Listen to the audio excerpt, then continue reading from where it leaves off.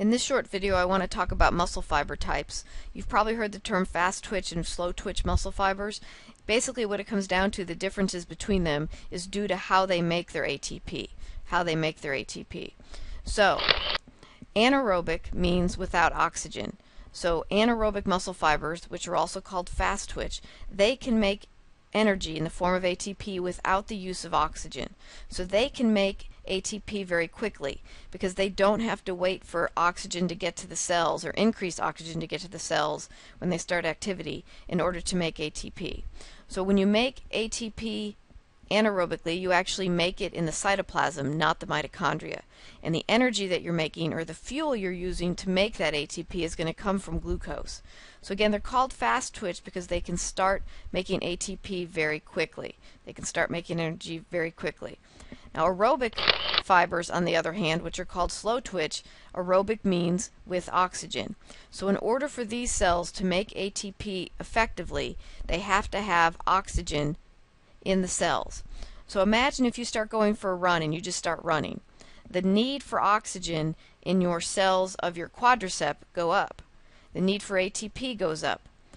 But you can't make that ATP aerobically until you get increased oxygen to those muscle fibers.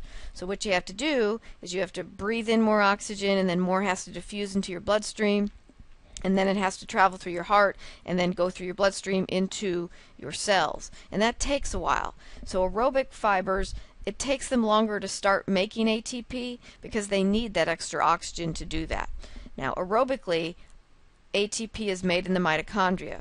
And the other thing I want you to notice on this slide is that you can make energy aerobically with glucose and with fat. And notice anaerobically, you can only use glucose. So to lose weight, when you're trying to get rid of body fat, you have to burn fat. You have to work aerobically in order to burn that fat. So what that means is, if you want to lose weight and you want to lose fat, you have to do exercise that lasts longer.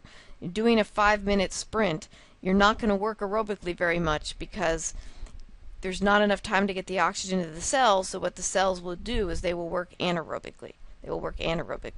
So to lose weight, you need to try to go at least 20-30 minutes at an intensity level. By that time, you can get oxygen to the cells and you can work aerobically and burn fat.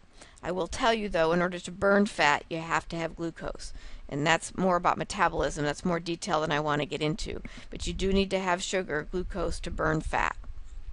One other thing I want to bring up about anaerobic.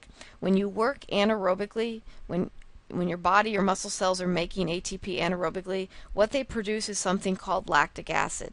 And you may not have heard of that term before, but you've probably produced it at some point. So if I made you go out in the hallway or outside and made you sprint as hard as you can, you would be working anaerobically and you would produce lactic acid. And that lactic acid is what causes that burning sensation in your legs or whatever muscles are working.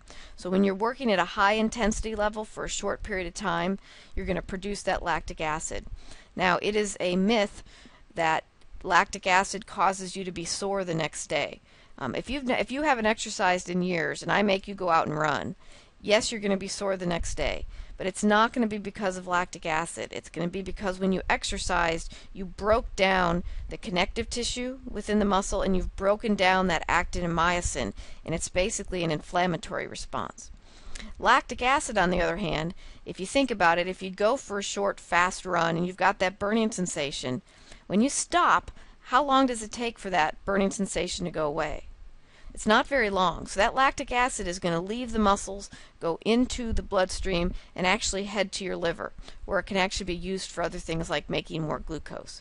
So what causes you to be sore the next couple days is not the lactic acid. Now what we're going to do in class, we're going to do a case study looking at these two types, but know that in high-level athletes, Olympic athletes, in short duration or long duration events, let's take the marathon. The top marathoners in the world were born with a higher percentage of slow twitch fibers than the rest of us. So most of us are 50-50, but your good high-level marathon runners may have 70 to 75% of their muscle fibers be slow twitch. They are genetically better at making energy or ATP aerobically. On the other side of the spectrum are your anaerobic athletes. Let's take the 100-meter sprint. The top 100-meter sprinters in the world were born with a higher percentage of fast twitch fibers than the rest of us. Now, they still have to train because they're competing against other people who have the same percentage of fast twitch fibers. But the rest of us, those of us that are average, we could go out and train for marathons and we could run a marathon. But unless we were born with that genetic predisposition of having higher slow twitch fibers, we're never going to be able to run marathons as fast as the top people in the world. Alright, so that just gives you a basic idea differences between how different muscle fibers can make ATP. And again, we'll relate this to a practical example in lecture.